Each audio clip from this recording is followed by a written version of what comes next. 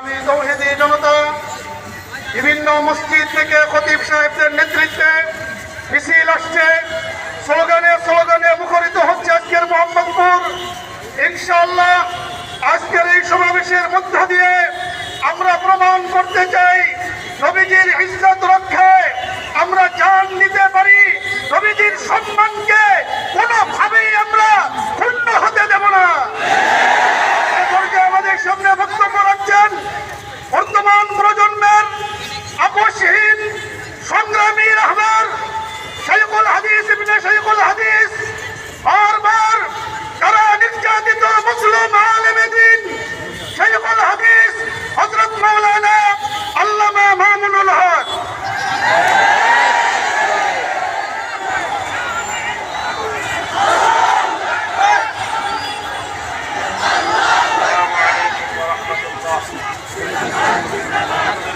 رب العالمين والصلاة والسلام على سيد الأنبياء والمرسلين وعلى آله وأصحابه ومن تبعهم ودعا بدعوتهم إلى يوم الدين. أما بعد،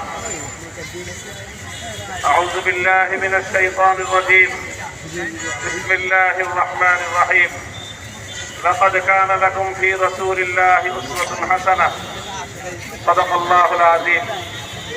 ইত্তেফাকুল মাদারিসুল কওমিয়া মোহাম্মদপুর কর্তৃক আয়োজিত বিশ্বনবী মুহাম্মদুর রাসূলুল্লাহ সাল্লাল্লাহু আলাইহি ওয়াসাল্লামের বিরুদ্ধে কটূক্তির প্রতিবাদে আয়োজিত আজকের এই প্রতিবাদ সমাবেশ ও বিক্ষোভ মিছিলের উপস্থিত সংগ্রামী সভাপতি, উপস্থিত ইত্তেফাকুল মাদারিসুল কওমিয়ার শীর্ষ উলামায়ে কেরাম, সমবেত নবী প্রেমিক আশিক রাসূল মুহাম্মদ আরবি সাল্লাল্লাহু আলাইহি ওয়াসাল্লামের কলিজার টুকরা প্রিয় উম্মতগণ, আমরা অত্যন্ত ভারাক্রান্ত হৃদয় নিয়ে আজকে রাজপথে নেমে আসতে বাধ্য হয়েছি। আমাদের একটা জায়গা রয়েছে যেটার ব্যাপারে আমরা কোনো আপোষ করতে পারি না। ন্যূনতম আমরা সেখানে কোনো নেগোশিয়েট পর্যন্ত করতে সম্মত নই। আপনারা দেখেছেন যে ভারতের মুম্বাই অভিমুখে লক্ষ লক্ষ মুসলমানদের যে অবিসংবাদিত লং মার্চ হয়েছে, সেই লং মার্চে উপস্থিত আল্লাহ নবীর প্রিয় উম্মতেরা তারা যেই ঈমানের বহিঃপ্রকাশ ঘটিয়েছেন, আল্লাহ নবীর জন্য তারা যেভাবে নিজেদেরকে উৎসর্গ করার শপথ গ্রহণ করেছেন, আজ সারা পৃথিবীর মুসলমানদেরকে অনুপ্রাণিত করেছে। কারো কারো বক্তব্য বিভিন্ন গণমাধ্যমে প্রকাশিত হয়েছে, প্রচারিত হয়েছে। তাদেরকে যখন জিজ্ঞাসা করা হয়েছে এভাবে দুদিন পর পর নবীর কটূক্তি করা হয়, তোমরা প্রতিবাদ করো, আবারও যদি কটূক্তি করা হয় আবারও প্রতিবাদ করবে, তবে কাজকর্ম কিভাবে চলবে তোমাদের? তোমরা যদি এভাবে এই 2 দিন পর পর তোমাদের প্রতিবাদ করতেই হয়, তাহলে তোমাদের জীবন জীবিকা, জীবনের অন্যান্য কাজ তোমাদের কিভাবে চলবে? নবীর প্রিয় উম্মত, আল্লাহ নবীর তরে উৎসর্গিত প্রাণ একজন সাধারণ মুসলমান, অশিক্ষিত একজন মুসলমান মিডিয়াকে পরিষ্কার জবাব দিয়েছেন যে আমরা আল্লাহ নবীকে আমাদের জীবনের চেয়ে বেশি ভালোবাসি, আমরা আমাদের নবীকে আমাদের সন্তানের চেয়ে বেশি ভালোবাসি। যখন আমার নবীর উপর আক্রমণ করা হয়, যখন আমার নবীর ইজ্জতের উপর আঘাত করা হয়, যখন আমার নবীকে কটূক্তি করা হয়, তখন আমার জীবন জীবিকা নিয়ে চিন্তা করার ফুরসত থাকে না। তখন আমি কিভাবে ভাববো, কিভাবে আমার জীবিকা উপার্জন করব, কিভাবে আমি খাবো, কিভাবে আমি বসবাস করব, আমার সামনে আর কোনো প্রশ্নই তখন থাকে না।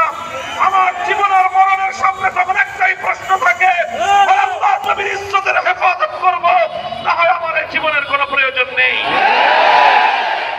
পিতাকা আবি ওয়া উম্মি ইয়া রাসূলুল্লাহ, বাংলাদেশের সমস্ত প্রান্ত হতে সোনার মদিনায় সালাম পাঠিয়ে স্পষ্ট ভাষায় আমরা বিশ্ববাসীকে জানিয়ে দিতে চাই, আল্লাহ নবীর ইজ্জতের হেফাজতের গ্যারান্টি দিতে পারবে না যে বিশ্ব ব্যবস্থা, সেই বিশ্ব ব্যবস্থার বিরুদ্ধে আমরা গোটা উম্মতে মুহাম্মাদিয়া বিদ্রোহ ঘোষণা করব। সেই বিদ্রোহের সূচনা হবে সোনার এই সবুজ বাংলার মাটি থেকে। আমরা স্পষ্ট ভাষায় বলে দিতে চাই, পার্শ্ববর্তী ভারত, এই ভারতে বিগত বেশ কিছুদিন যাবৎ আমরা একের পর এক এই ধরনের নবীজিকে নিয়ে কটূক্তির ঘটনা দেখতে পাচ্ছি। নুপুর শর্মার ঘটনার রেশ কাটতে না কাটতে রামগিরির এই ঘটনা, মহারাষ্ট্রের এই ঘটনা, সবগুলো ঘটনা চোখে আঙুল দিয়ে স্পষ্ট করে দিচ্ছে ভারতের ক্ষমতাসীন নরেন্দ্র মোদীর নেতৃত্বাধীন বিজেপি হলো ইসলাম এবং মুসলমানদেরকে উস্কানি দিয়ে এক নতুন যুদ্ধের পায়তারা চালাচ্ছে। আমরা পরিষ্কার ভাষায় বলি, যদি তোমরা আমাদেরকে এভাবেই আমাদের নবীকে যদি কটূক্তি করতে থাকো, আমাদের পবিত্র ধর্মের উপর যদি উপর্যুপরি আঘাত করতে থাকো, তাহলে এটা আমরা আমাদের বিরুদ্ধে যুদ্ধের তামামা হিসেবে গ্রহণ করব। তখন যদি প্রয়োজন হয় আমরা আমাদের জীবনের পরোয়া করব না, আমাদের সন্তানদের পরোয়া করব না। আমাদের সন্তানদেরকে ইয়তীম করতে হলে ইয়তীম করব।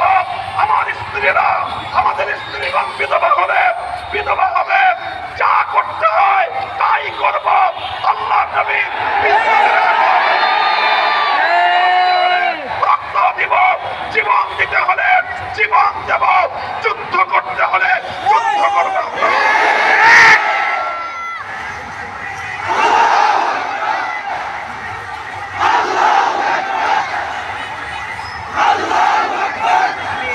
সংগ্রামী সাথী ও বন্ধুগণ, আমরা বাংলাদেশ সরকারকে বার্তা দিতে চাই, বাংলাদেশের বর্তমান সরকারকে আমরা স্পষ্ট বার্তা শুনিয়ে দিতে চাই।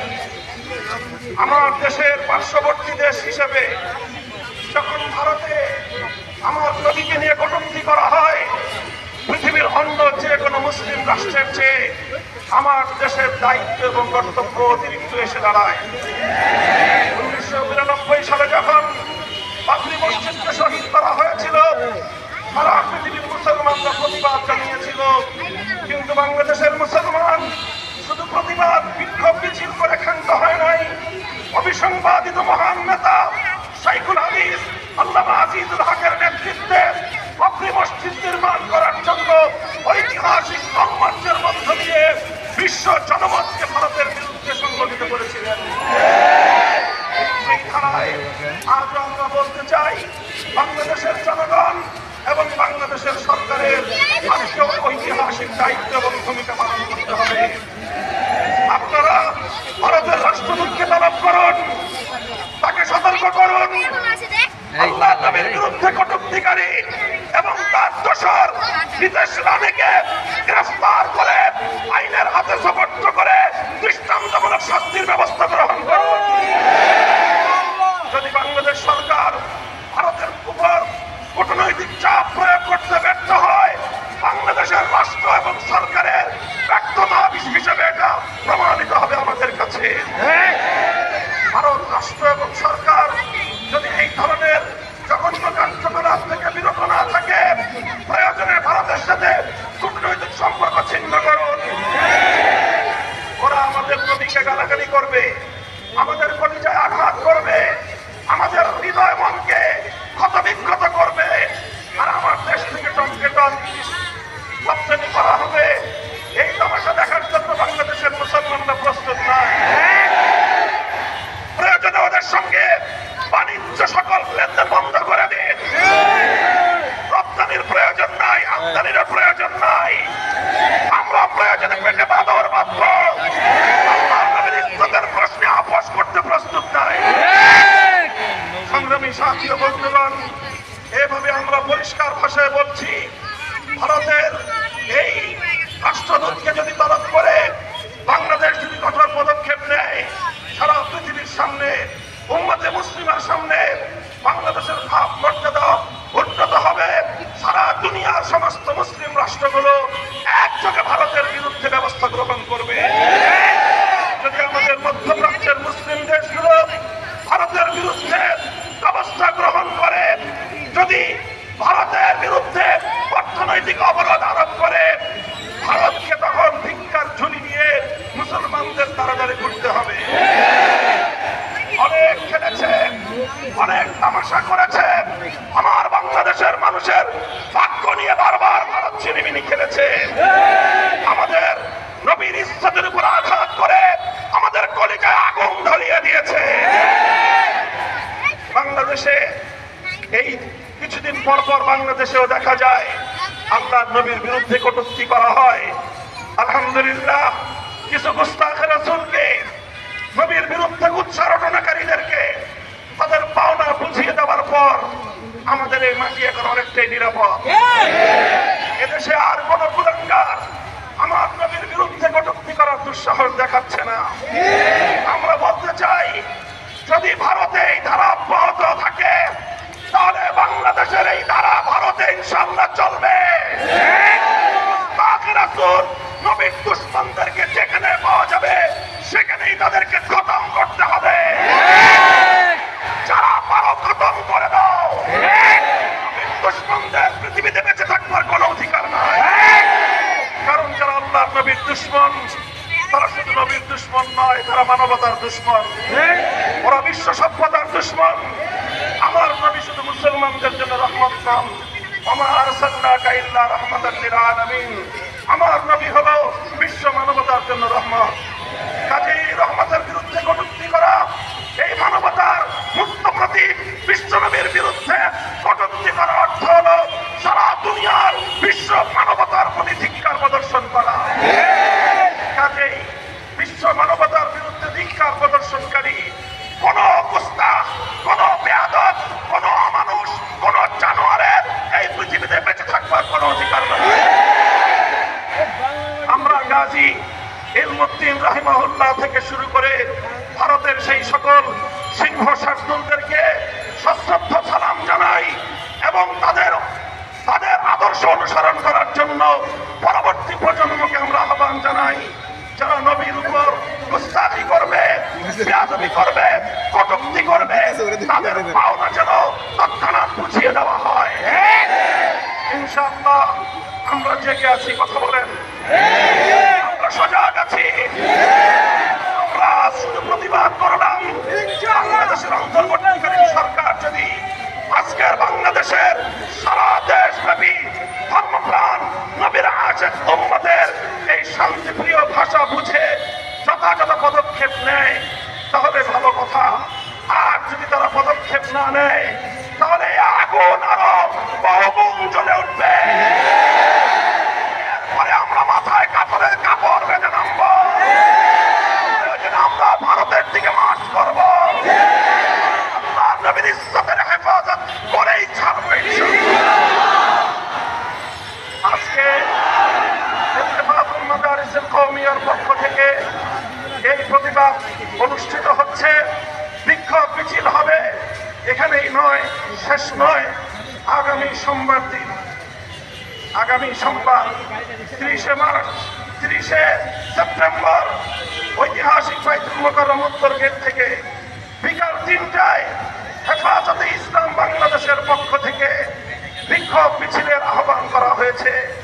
হেফাজত ডাক দিয়েছে, হেফাজত 2013 সালে রক্ত দিয়েছিল নবীর ইজ্জতের হেফাজতের জন্য, 2021 সালে রক্ত দিয়েছিল নবীর দুশমন নরেন্দ্র মোদীকে রুখে দেওয়ার জন্য। আমার হেফাজত মাঠে নামবে নবীর ইজ্জতের হেফাজতের জন্য। 13 সালে শত প্রাণ রক্ত দিয়েছিল, প্রয়োজনে আমরা সহস্র লক্ষ প্রাণের রক্ত বিসর্জন দেব। প্রস্তুত থাকবেন তো ইনশাআল্লাহ। আসসালামু আলাইকুম ওয়া রাহমাতুল্লাহ।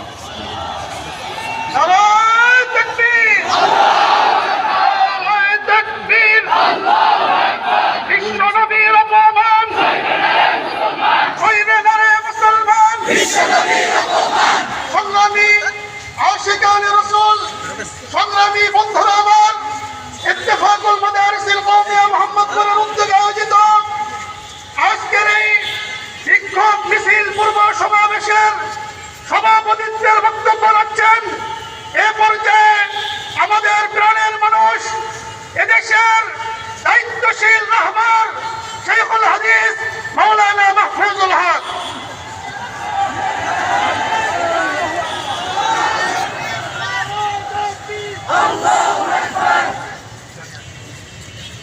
لله رب العالمين والصلاة والسلام على رسوله الكريم أما بعد قال الله تبارك وتعالى والذين آمنوا أشد حبا لله نفس الفداء لقبر أنت ساكنه فيه العفاف وفيه الجود والكرم اتفاق المدارس القومية মোহাম্মদপুরের উদ্যোগে আয়োজিত শহীদ রামগীর মহারাজ বিধায়ক প্রতিষ্ঠানের কটূক্তির প্রতিবাদে আয়োজিত আজকের এই বিক্ষোভ সমাবেশ এবং মিছিল পূর্ব এই সমাবেশের সমাপনী লগ্নে আমি আপনাদেরকে ধন্যবাদ জানাই।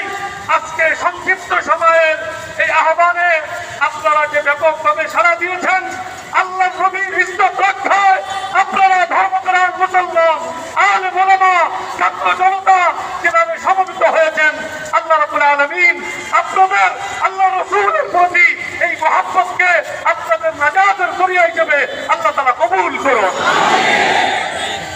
আমাদের পূর্বসূরি আকাবেরিনগণ আল্লাহ নবীর ইজ্জত রক্ষায় তাদের জান কোরবান করার নমুনা আমাদের কাছে রেখে গেছেন।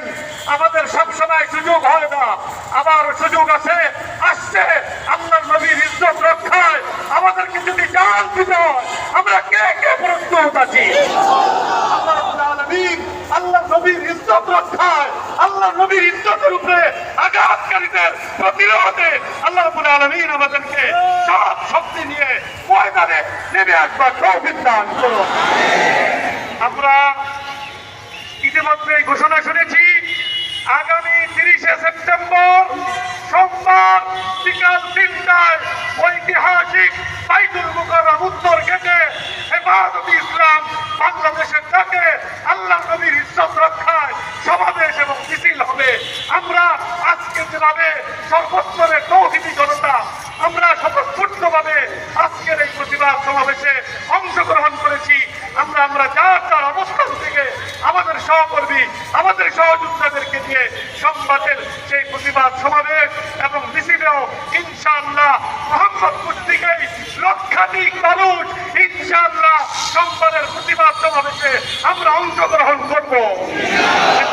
নেতৃত্বে সকলকে আগামী দিনের যে কোনো আন্দোলন সংগ্রাম আল্লাহ নবীর ইজ্জত রক্ষায় যে কোনো কর্মসূচি স্বতঃস্ফূর্তভাবে সফল করা উদাত্ত আহ্বান রেখে এবং এখনই আমাদের ইনশাআল্লাহ মিছিলের কার্যক্রম শুরু হবে।